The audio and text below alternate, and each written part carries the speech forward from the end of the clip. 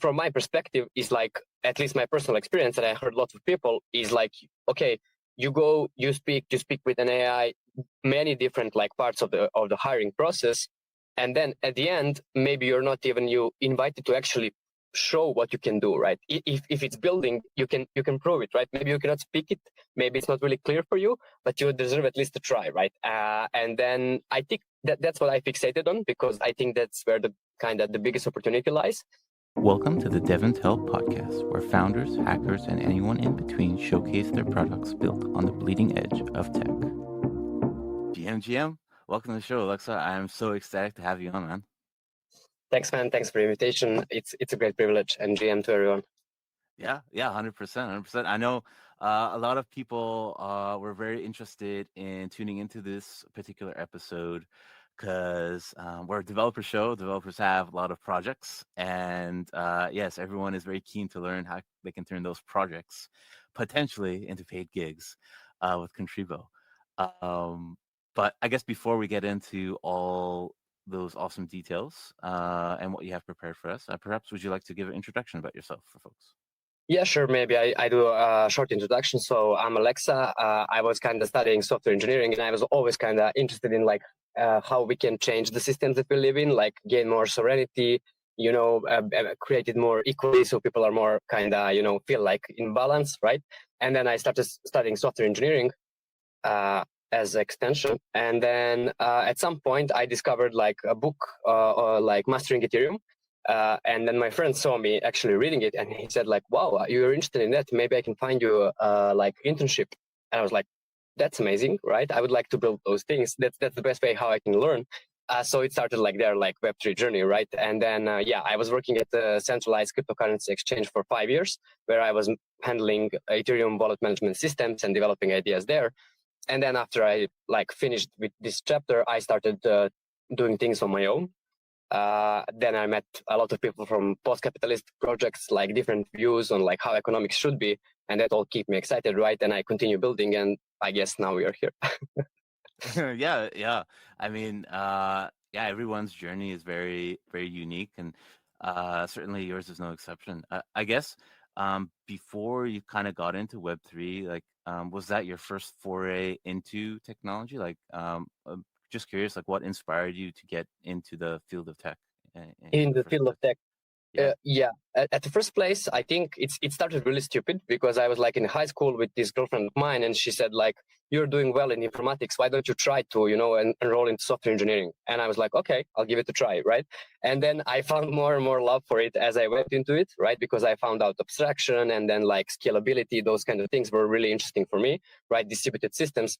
And I was like, yeah, sure, I'm going to enroll, right? So I haven't programmed before. I did some small kind of challenges, and then the friends taught me some things. I had a lot of hacker friends back then, right? So they taught me. But like since I enrolled into university, it started like developing seriously.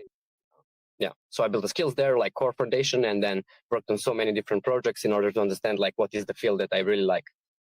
Yeah. Awesome, man. Everyone benefits from a little bit of a push sometimes, right? So your girlfriend back then pushed you in the right direction for sure. Yeah, I'm grateful to her. Like, because she noticed this. I was having those issues because I was like, okay, I like philosophy, I like anthropology. I could maybe do even mathematics, something like that. And then she said it, and it clicked for me immediately. And I was like, okay, I want to give it a try. So yeah, kudos to her. Yeah, indeed, kudos to her. And you mentioned it. You were working at a centralized exchange for about 5 years. Was there something during that time period where you basically had this shift of mind where you're like, oh, I don't want to work for somebody anymore. I want to build my own thing. Is there something that kind of inspired you to take that leap of faith? Yeah, that's actually a great question, because as I was working, I got a lot of support there. Like, just to say that, is like people actually in the company requested like from team leads that I have some time to research, right? And kind of introduce new ideas. And that was kind of part of my like work day. It was like, okay, we do development for let's say 4 or 5 hours, and then, he can research and bring those ideas. So this was always interesting, like for me.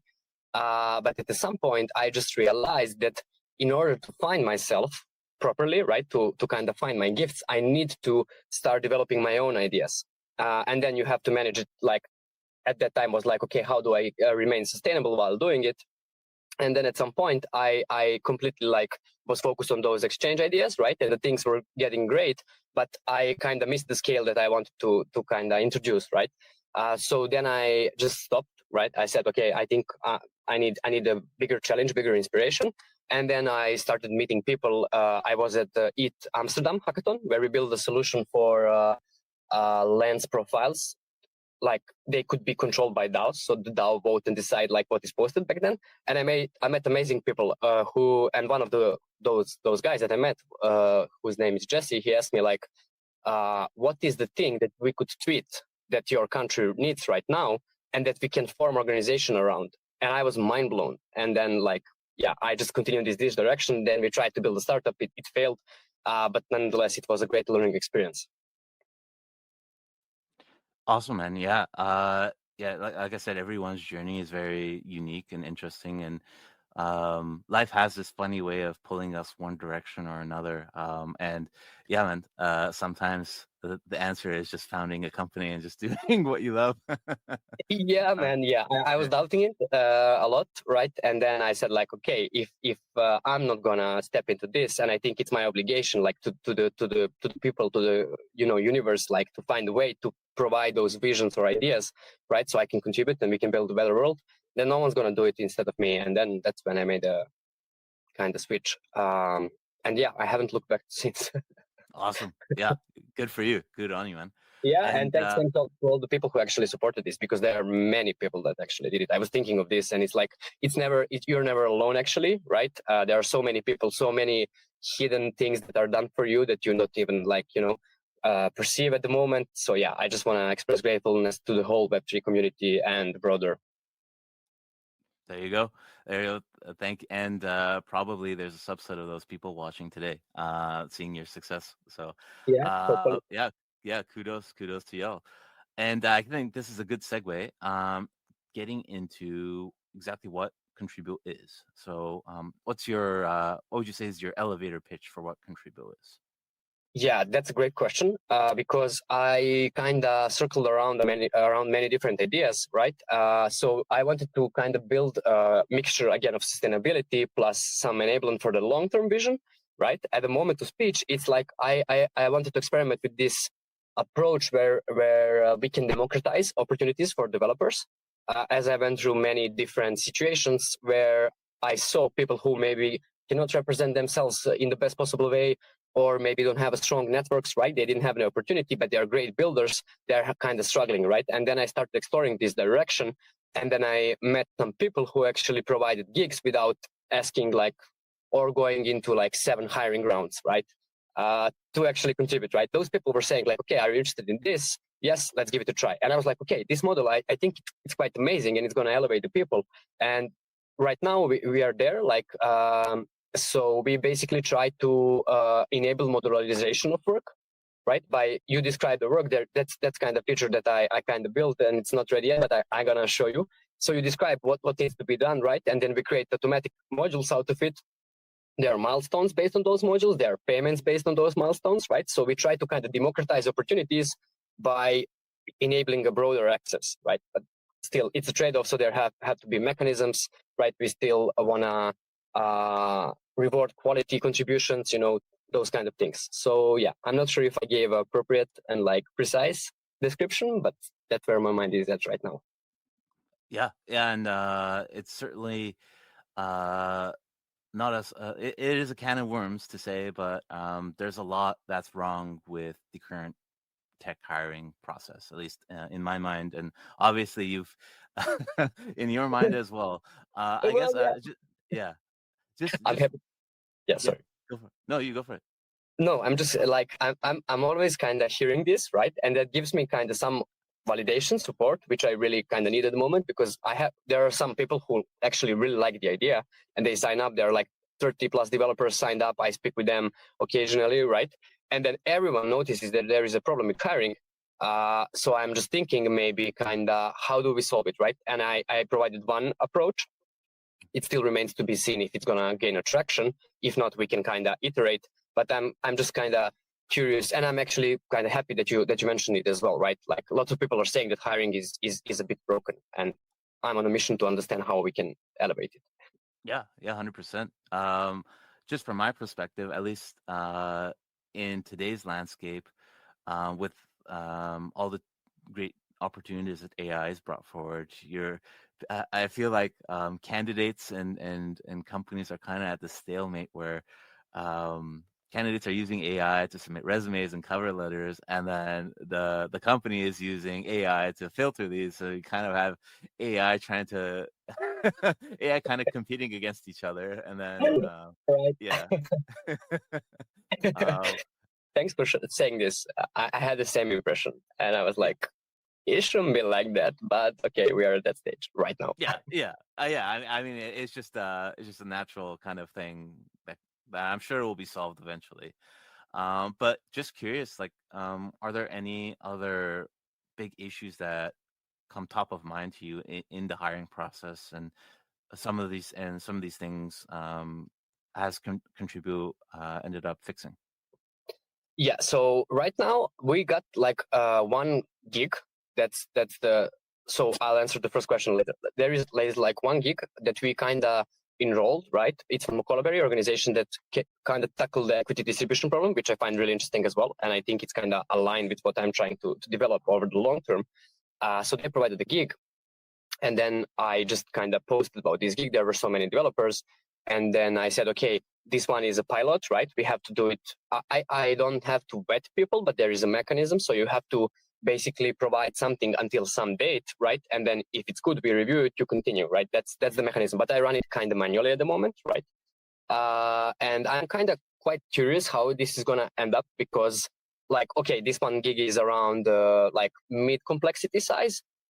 More complex things would be a different, right? But I'm really curious about how this experiment is going to end up and how I can present it to the world so they can see actually how we can change the hiring, right? So from my perspective, is like, at least my personal experience, and I heard lots of people, is like, okay, you speak with an AI, many different like parts of the hiring process, and then at the end, maybe you're not even invited to actually show what you can do, right? If it's building, you can prove it, right? Maybe you cannot speak it, maybe it's not really clear for you, but you deserve at least a try, right? And then I think that's what I fixated on, because I think that's where the kind of the biggest opportunity lies. But yeah, people are saying many different things about their problems. Is like ghosting on the one side, right? Not knowing what went wrong. Then like 4 interviews and fifth one you are ditched, so kind of they feel they wasted time, right? And I was like, it doesn't have to be like this, and I had to find a way to prove it. Hell yeah, and I'm really keen on seeing how Contribute works, and I think this is a great another great segue to bring up the demo that you have for us. Yeah. You want to get into that? Yeah, sure. Right. Can you see this?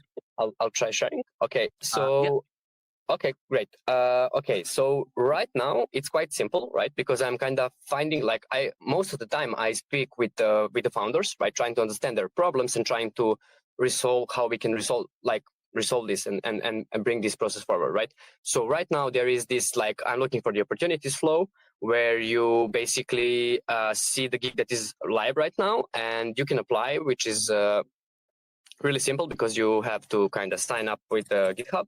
In case we don't find an email where we can contact you, you basically just type it, and there you go. You are like, you submitted your application.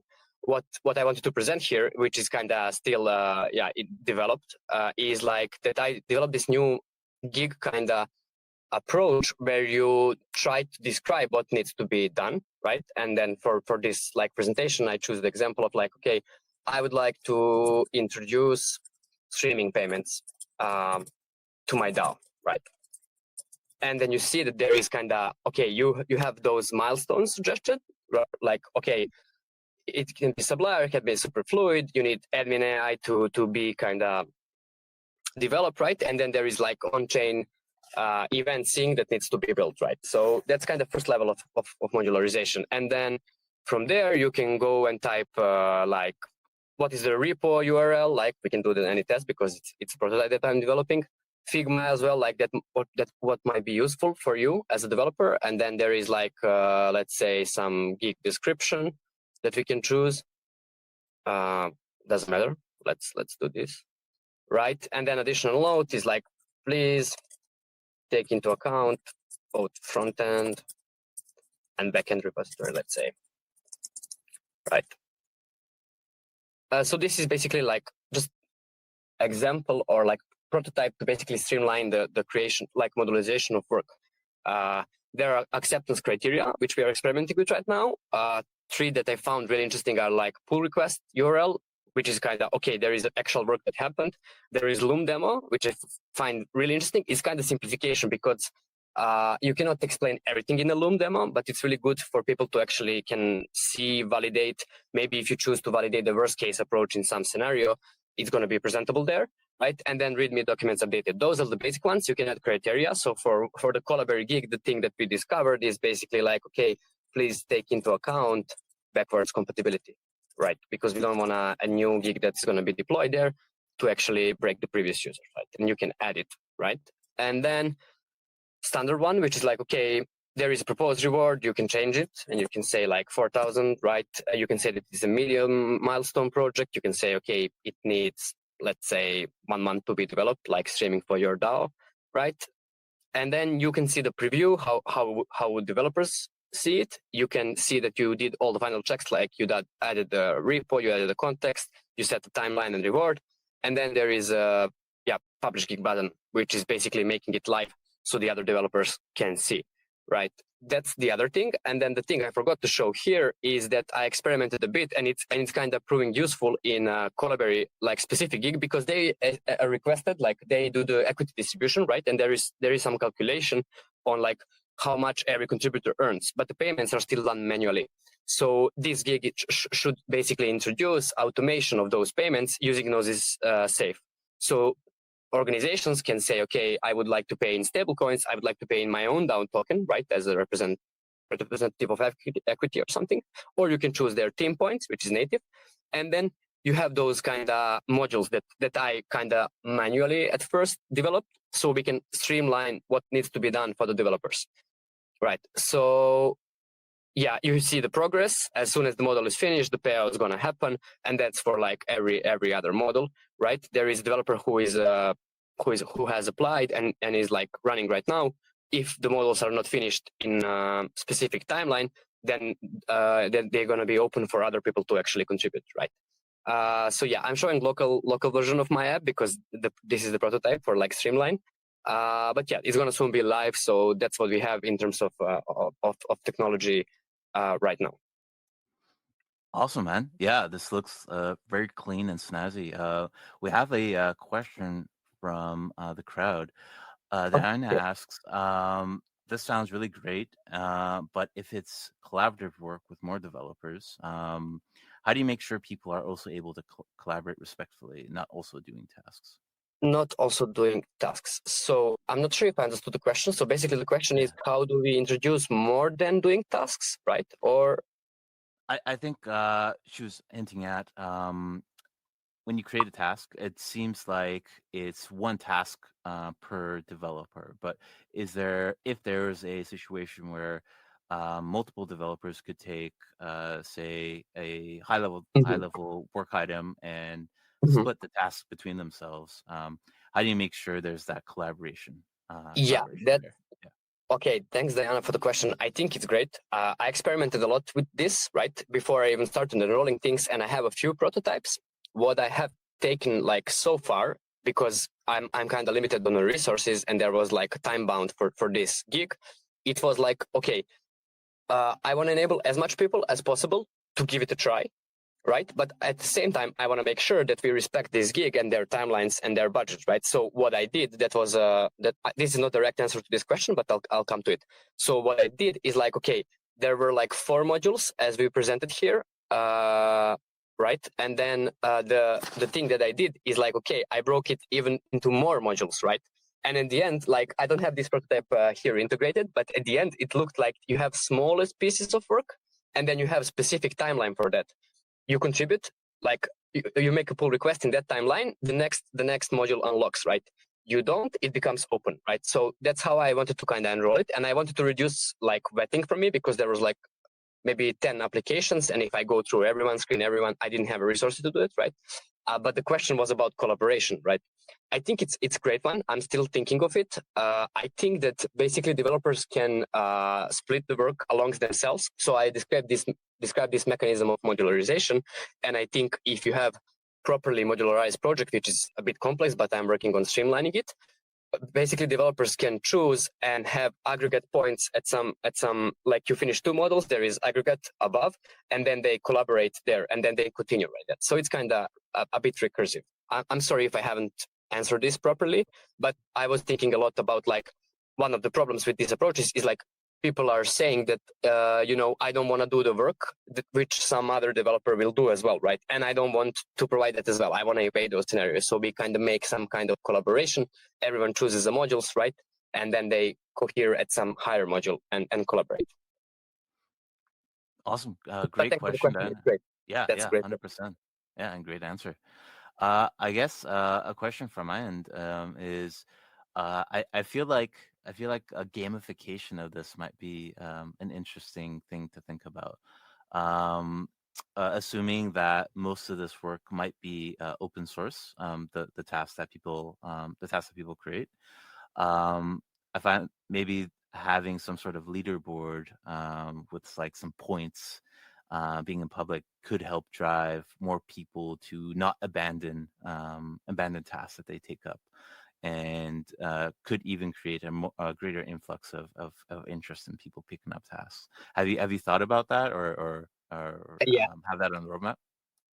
Thanks for the prompt, and for the question, and for the suggestion at the same time. I heard it from the developer that actually took a gig, and he told me, I would really like to have a profile, right, where there is a badge which says, okay, I developed this and the skills were needed. I did it great, right? And I was like, of course, I would like to develop it. First of all, I haven't thought of it in this direction, like people like achievements, motivation, those kind of stuff, right? That's the thing I'm learning. I ran a Contribo through kind of game perspective. There were like different game designs that I ran it. I haven't had the time to develop it fully yet, but definitely the reputation was important part of it, right? And then if we can make it appealing to people, right, in a way, it would be amazing to develop. So yeah, thanks for saying that. I think it just has to go higher on priority list, because yeah, people would love it. And yeah, if you have any suggestion like how would you gamify it, I would be curious to learn. Yeah, for sure. In my mind, I feel like it's just a simple point system of, hey, I completed a task and like I got a badge, and then the more or some set finite amount of points for each task. Maybe some of the bigger tasks that take a longer time, you get like a multiplier or something. But basically, you get this kind of like, oh hey, like I completed this many things, like it could benefit a person who's looking to get hired for a full-time gig, for example. You have a hiring manager or someone that takes a look at this leaderboard and says, oh, this person consistently kind of gets their work done. They have this track record of completing these tasks. I have this proof, right? They can look up the proof of the different things that they've accomplished and the different skills they had to use. So yeah, there's I mean, it's a whole kind of thing on its own, but yeah, it would be interesting to explore. Yeah. Yeah, but thanks for saying it. I think it's honestly amazing, especially because you said consistency, right? And I was looking at this perspective a lot, because one of my hypotheses was like, it's not about CV or words or stuff, like maybe someone doesn't have the skills right now. Maybe you can afford someone who has. Maybe you can't. In case you can't, like you can always try to rely on people that are consistent, right? And then build the skills from there, right? So it's really important. And yeah, thanks for saying this. Honestly, I'll just invest more time into building it appealing and to actually represent the developers properly, which is one of my goals. So yeah, thanks. I appreciate it. Yeah, 100%. And I guess if you can, like, what's your North Star vision for Contribio, and is there a roadmap you can share with us in terms of what people can expect from the platform? Yeah. Okay. So the roadmap, I can share like what I'm thinking of as the next steps, right? Because as I do, I speak with people. I try to find more gigs. I try to evaluate, right? So it shifts a bit, but the North Star would be in one sentence. I would like to eventually see like more fluid work, right? Where people can actually align and do things that they find interesting at the moment. So, for example, if you'd like to learn more about AI, well, here is the opportunity, right? You can get some reputation, you can learn, plus you can sustain yourself, right? And another approach I was thinking of, and I think could be quite interesting, is like I would like to see more builders as entrepreneurs. That's kind of mini game that they can run, right? So they can actually choose many organizations that they really resonate with. They contribute there. They get some like viable, let's say, resources like fiat, but still they get an equity as well because they took a risk, right? And then those two directions are kind of ones that I feel over time more and more like engaged into. So I kind of explore how to build there, but in order to arrive there, there needs to be kind of sustainability there. We have to solve specific problems, so we get some resources so we can continue building this direction. But that's what excites me actually. Awesome, man. Yeah, and sounds like you'll have a lot of work on your hands, but it's for an amazing purpose. So yeah, keep on going, man. Thanks for all the beautiful words. Yeah, And so I'm my happy to pleasure, hear. my pleasure. Good. And I guess for people who are interested in taking Contribo for a spin, how can they get started with it? Like whether there's someone who wants to pick up a task or somebody who wants to create tasks for other people to pick up. Oh, well, yeah. So right now I'm kind of developing this prototype. It's going to become alive so people can easily create their tasks. Until then, if there is someone, I'll share like Telegram, because that's how I usually run things. It's like I speak with a lot of people and run it manually, right? A few founders already told me on Telegram that they are considering sharing part of the workflow with true contributors so developers can apply. So yeah, I can share the Telegram, Discord, like Twitter, whatever, until the module is live, which is going to be really soon, like most probably tomorrow, and then people could do it in streamlined way. But it's good to have a contact so we can speak, we can explore, we can exchange ideas. It's always useful. Even if with the Collaborate, I had a lot of conversations, even with the developers and with the founders, right? Even if there was like kind of some process and mechanism, it's always good to have this communication line where we can kind of discover new things and adapt accordingly. So yeah, would the Telegram be good? Yeah, yeah, for sure. Telegram, X, and we'll have those contact details in the description below. So definitely, if you want to get in touch with Alexa, you'll have that provided to you for you to be able to do that. And I know you had some questions for me. I want to give you some time so we can chit chat a bit. Yeah. Yeah, what do you got for me? Thanks for saying that. I'm just curious because I like your vibes. I was curious, like, what are the things that you find inspiring? What are the projects that you would like to see going forward? What is the world that you are imagining in terms of like collaboration or future of work, or like it's like whatever you find inspiring. I would like to know more. Yeah, for sure. If you're willing to share. Uh, yeah, of course, of course. Yeah, I would say in terms of existing projects or projects that are coming up, to pump the tires of developer DAO a little bit, we have this amazing RPC called DD Cloud coming up, being developed by Crypto.eth. And to talk about inspiring, he's taken that kind of project from the start, and he's taken the initiative to kind of build that from scratch. And he's very meticulous in the details around all the little code optimizations that are possible and whatnot. And it's really been awesome to see him take it from kind of an idea and take initiative on it and build it up to what's eventually going to be what I think is an awesome project run through Developer DAO itself. So it's kind of so that I would say is quite a intriguing project. I would suggest a lot of folks keep an eye on. And just from the perspective of somebody that might be kind of on the fence of kind of taking that leap of faith and doing something out of their comfort zone, I would say kind of look at that as something to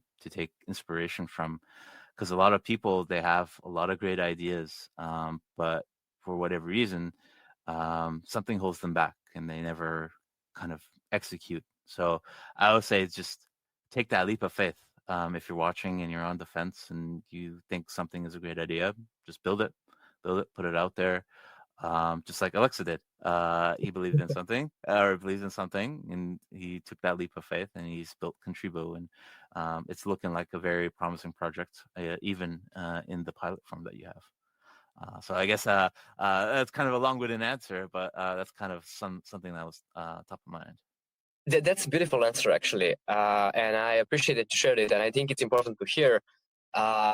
If I may, like, kind of continue on it, because it's like I met the founder recently that told me, like, okay, I would like to build this, and I said, okay, this resonates with me, right? But he immediately took the highest possible dream and started going and speaking with people about that, and he found some traction, right? While I kind of struggled, because I was like, okay, I want to have a validation and a sustainability first, so I can expand to go to the large vision, right? So what you said, I think, is a perfect, for people to motivate them, and like, it's like, dream big, try big, do whatever you like, and just build it out. And then the amazing things will happen, people will support. So yeah, I think that's amazing advice. Yeah, it's just taking that first step, right? It's like it's almost kind of like if you have that kind of fear in you of taking that leap, it's kind of a signal that, oh, like, you should do it. So yeah. Right. Yeah. Right. So if anybody's watching here today and you are on the fence about starting that next project, just do it. Just do it. You have nothing to lose other than not seeing it out. So and yeah, and I guess as we kind of come to time here, is there anything, any thoughts, any wisdom perhaps you'd like to share with folks on the call today, or any final thoughts? Yeah, I think what you shared, honestly, was something I was feeling before even this podcast, because I realized, like, how trying to look at the things from a kind of minimal viable angle actually stopped me, right? And didn't allow me to develop this larger idea, which might actually find traction or something before, right? So I think it perfectly aligns with what you said, right? And I would just, yeah, double tap on that and say to people, like, please, yeah, if you want, reach out to me, reach out to Narb. I'm quite sure he's open, right? Let's speak if you need inspiration. If you just reach out to people, you're gonna get the support. Yeah, it's amazing world we live in, actually, when you actually, just become a present and start interacting. You discover that everything is possible. So yeah. Well said. Well said. That's from heart. Yeah, indeed it is. And yeah, I think that's a great spot to kind of leave off. And again, crowd, if you're watching and you want to get in touch with Aleksa, we will have those details for you in the description. They might not be there now, but we will do a fast follow and add those details around Telegram and whatnot really soon. But with that, Aleksa, I just want to thank you so much for taking the time out of your day to come chat with us. I want to thank you all for, like, first of all, inviting me, then going through this session, and for the questions. It's a great pleasure, and I would say a great privilege to be here. So yeah, thanks a lot. Awesome. Yeah, it was amazing. All right. My pleasure. And yeah, with that, I just want to wish everybody a very happy Wednesday, wherever you may be. And we'll catch you back here Friday for another great episode of DevNTell. Till then, have a good one, folks. See ya. If you enjoyed this episode of DevNTell, be sure to subscribe to never miss an episode. Till the next one, cheers.